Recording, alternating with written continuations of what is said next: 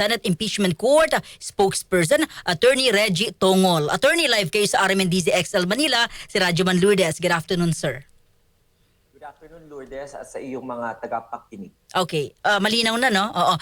Okay, attorney, para ho maintindihan naming may hina sa batas. I mean, yung mga nakikinig na walang background sa batas, ano po, at ang hirap kasi ng mga term. Ano ba yung desisyon ng Korte Suprema kahapon? Linawin ko lang hindi po yung impeachment ngayon, yung unang impeachment na umakyat sa Senado.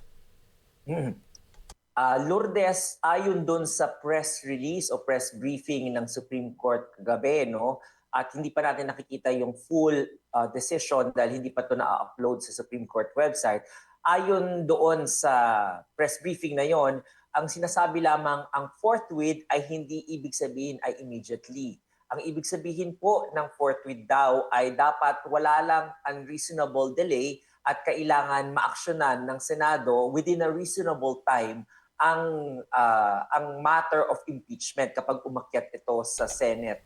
At para mas malinaw din, no, sinabi rin doon sa press briefing na yung forthwith na yon ay ibig sabihin nun it has to take in all the other circumstances of the case. So case-to-case basis kung ano nga ba ang reasonable at unreasonable na delay na tutukuyin. Pero makikita pa natin yan kung ano yung talagang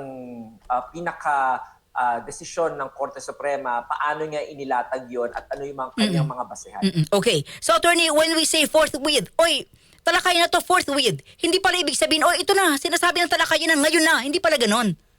Tama ka. Dahil ang sinabi lang ng forthwith, no, ay ibig sabihin lang nun yung pangalawang meaning niya, kasi maraming meaning ang forthwith, no? Yung una, tama yon, immediately, pero may pangalawang meaning yon ayon kay Justice Ascuna na nag-draft ng provision na yon sa konstitusyon. Ang sabi niya, it has to be done basta lang within a reasonable time. Ang forthwith is equivalent to reasonable time. So base yon sa circumstances, sinabi ng Korte Suprema, alam mo, Lourdes, nagtataka nga ako noong mga panahon na pinagdidiskusyonan ng mga iba't ibang mga legal luminaries yung punto ng forthwith na yon. Hindi nila pinapansin yung sinasabi kong na tatlong desisyon ng Korte Suprema mula pa ng 1902, yung Fisher versus Ambler, Meyer and Company versus Antos, at saka yung New Masonic Temple versus Alfonso. Kasi noon pa lang, dinefine na ng Korte Suprema ang forthwith. Kaya lang, syempre, iba yung gustong mangyari at that time. Kaya iba rin yung sinusulong na definition ng forthwith. Yun yung unang definition na immediately. Okay, pero attorney. hindi siya na-foreclose lamang doon sa isang definition. Attorney, para clear, tama yung ginawa ng Senado noong nakaraang taon.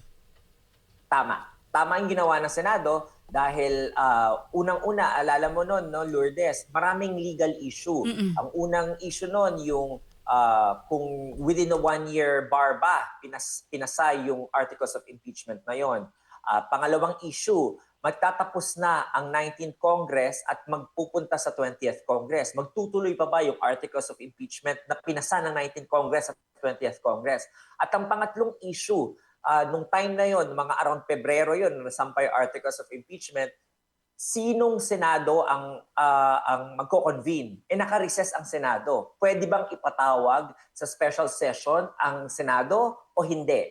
So ang sinabi noon ng dating presiding officer na si Senate President Chis Escudero, ang interpretasyon namin doon ay para wala na masyadong question sa Supreme Court na aakyat at para maayos yung pagkahanda ng lahat doon sa impeachment proceedings, hintayin na lang na magbukas yung plenaryo o yung Senado pagdating ng Hunyo. At nung pagbukas naman ng Hunyo, natupad naman yun. Nangyari naman yung mga dapat mangyari. So it was just a matter of 3 months at I think 2.5 months na pinaghihintay lang tayo. At ayon nga doon sa desisyon ng Supreme Court dito sa bagong kaso na to, walang nilabag ang Senado. Okay. Walang grave abuse of discretion. Dahil nararapat na nangyari yung paghihintay na yon at dahil sa mga circumstansya na nangyari.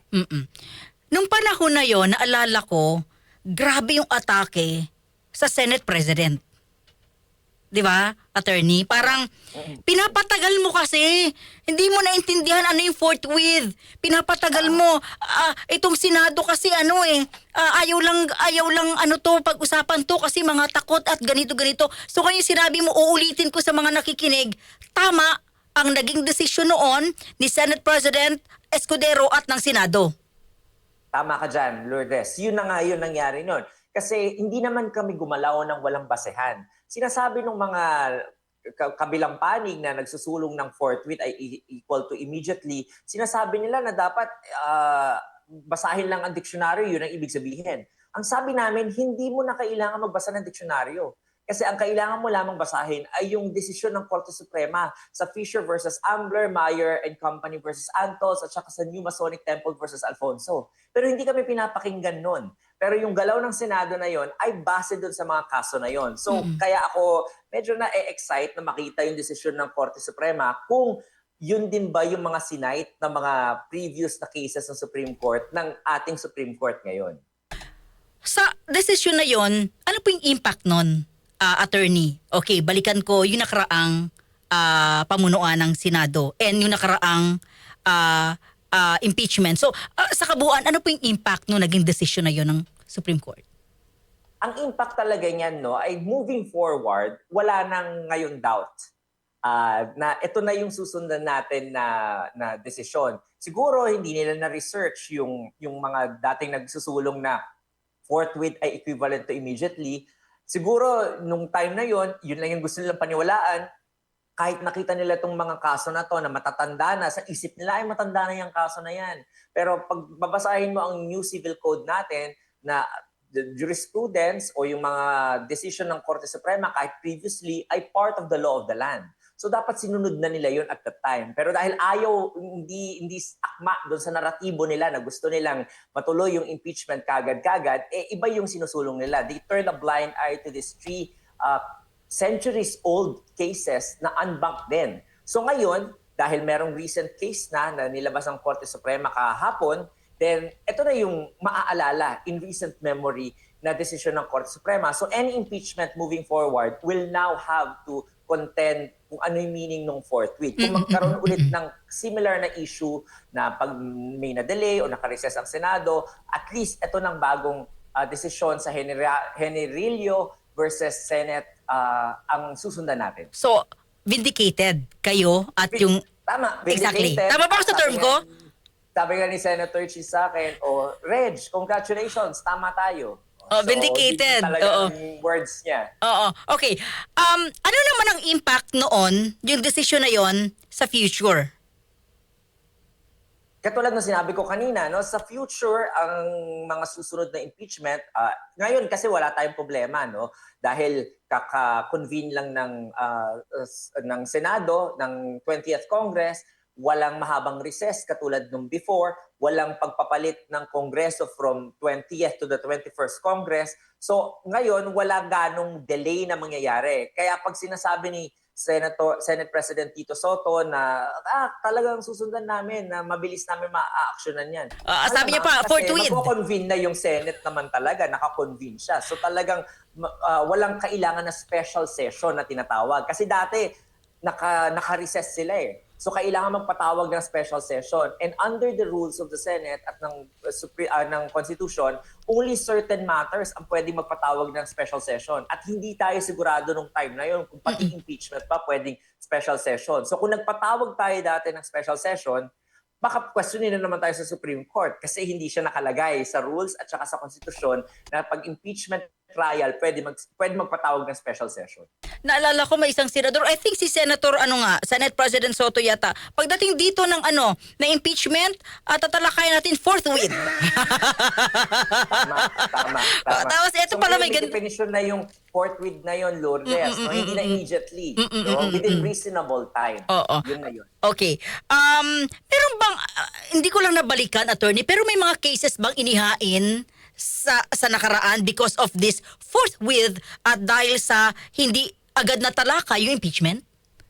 This is the case itself. It's only one. This was filed around last year before the Senate convened as an impeachment court. Nagtagalan lang bago na desisyonan ng Korte Suprema. Ang kasong ito, Lourdes, ay mandamus. Ang ibig sabihin ng mandamus petition ay ito ay pinag-uutusan mo na gampanan ng isang body of government na gampanan ang kanyang duty, ang kanyang ministerial duty.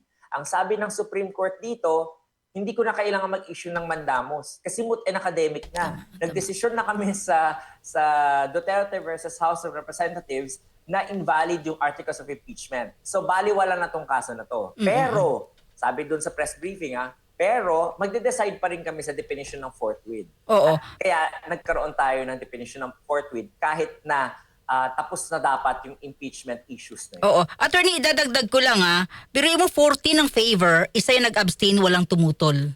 Diba? So, kumbaga kung overwhelming. Unanimous to, Yes, ibig sabihin, oo. no? So napakalakas ng kaso na to. At ito, ang tinatawag natin dyan, Lourdes, no? Doktrina ang tawag dyan. Doctrine. Oo. So this is the established doctrine nowadays. Oo. Attorney, ano itong, forthwith, hindi agad-agad. Explain mo sa akin, attorney, at sa mga nakikinig, yung in layman term. May discretion ng Senado para maghanda, pero dapat iwasan ang delay. Tama. So ang ibig sabihin ng yung within a reasonable time ay depende sa sirkumstansya. Katulad ng nangyari last year, yung walang session dahil walang regular session, so nagkaroon ng delay. Totoong may delay. Pero ang tanong lang, reasonable ba yung delay na yon or unreasonable ba yung delay na yon? So sinabi ng Supreme Court dito sa kaso na to, it was a reasonable delay because of the circumstance of that time na walang regular session na nangyari. Pero kunwari, ngayon dito sa ina-expect natin na aakyat na kaso ng Vice Presidente, articles of impeachment mula sa House of Representatives. So kunwari ito umakyat to sa Senado at hindi inaksyonan ng Senado hanggang next year. Kunwari lang. Hindi inaksyonan. Ang tanong natin ngayon, may delay. Tamang may delay. Pero reasonable ba o unreasonable ang delay? Kapag next year pa, may regular session ng Senado, pwede naman nilang may chance silang talakayin, then it will be considered by another court na the delay was unreasonable. Pero kapag, kunwari, few weeks lang na delay, no? May delay naman, pero natalakay kagad, then it will be considered as there's a delay, pero reasonable ang delay. Siguro kung 1 month, na hindi ma-actionan to ng Senado, pwede pa rin pumasok 'yon sa reasonable delay. Dahil pwedeng sabihin ng Senado, ay kasi nag-compose pa kami, nagpagawa pa kami ng mga robe, ganito pa yung mga ginawa namin. So pwedeng mangyari. So case-to-case basis. Kumusta ho? Napag-usapan ba sa loob? Siguro chat-chat kahapon, di ba? Viber. Bidikita na tayo.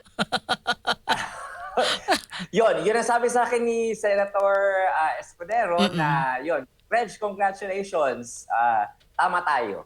So, I think the sentiment of his fellow senators are also relieved na at least now wala nang mga susunod na mga issue na pagbabanggaan ng mga talino ng mga iba't ibang tao. Wala nang doubt ibig sabihin doon sa ibig sabihin ng court. Sorry lang, attorney, pero wala bang, kasi tumanggap talaga siya ng matinding batikos. Alam naman natin. Wala bang legal hindi ko alam kung tama rin yung term ko, revenge, si Senator Escudero or yung iba pa? Well, tignan natin kung yung mga legal commentaries at saka so-called legal luminaries na nagkaroon ng media rounds last year at saka yung ating mga YouTube content creators dyan na talagang binakbakan tayo at binatikos tayo at hindi tayo ginag-guest sa mga shows nila. Kasi nga, para hindi maintindihan ng tao kung ano talaga ang aksyon ng Senado nung time na yon, no? Tingnan natin kung magsasorry sila, kung aaminin nila, diba? Or they will continue to insist that they are right. So, tingnan na lang natin kung ano yung reaction nila. Because kung matalino talaga ang isang tao, Lourdes, no, dapat matanggap mo rin na Yes. hindi mo lahat alam. May mga bagay na hindi ka alam at kailangan mong makinig sa kanya-kanyang punto de vista. At you try to change your mind based on the evidence presented before you. So I think that was what the Supreme Court did. And I think a lot of people have been humbled by this decision by the Supreme Court. Alam mong kagandahan kasi parang ano siya lumabas din siya kahapon. At merong impeachment issue. So, Tama, timely talaga. Sabi, uy, tapos may ganito explanation. Alam mo, attorney, sa totoo lang, kasi kami nagbasa din kami sa dictionary. Hindi, pero kasi mas nakakaya na may isang lawyer. Hindi kami lawyer eh. Dito, Lourdes. Kasi hirap mo at tawagan, sir eh. Embargo yata ako dyan. Hindi kasi, sir, totoo. Nakausap namin lawyer. Ano pa yung isang constitutional lawyer. International lawyer. May definition sila ng forthwith agad-agad. So, biruin mo kapag abogado. Yan ang problema kasi, Lourdes. No? Nung nagkaroon kami ng issue dito ng forthwith, ikukwento ko lang ha. Opo. Hindi ako dumiretso sa Supreme Court. Hindi ako dumiretso sa diksyonaryo. Ang una mong titingnan bilang abogado ay isi-search mo sa internet sa Lawfield Philippines or sa supremecourt.gov.ph. Ang primary source kapag nagre-research ka at ikaw ay isang abogado ay ang batas. Either the legislative, mga batas na naipasa ng legislative o kaya naman yung mga batas na nadesisyonan ng Korte Suprema. Kasi part of the law of the land ang mga desisyon ng Korte Suprema.